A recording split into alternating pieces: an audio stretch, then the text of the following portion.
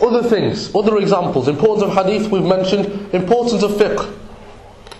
What is that? Why is that important? Our salah is the most important action that we do. In terms of our amal, it's the most important one that we do. We have to do it 5 times a day.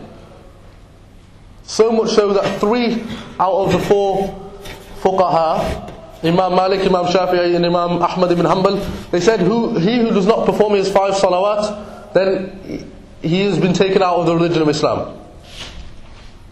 That's how important the salah is. And how do we know that we are performing our salah to an acceptable level?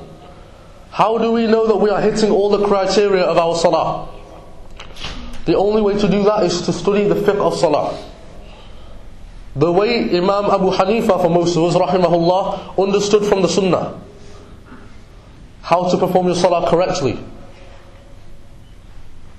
Because a lot of the people today, they don't know how to perform their salah correctly. And we pray that Allah subhanahu wa ta'ala accepts their salah because they don't know.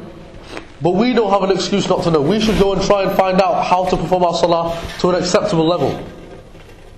And then make dua that Allah subhanahu wa ta'ala still accepts our salah.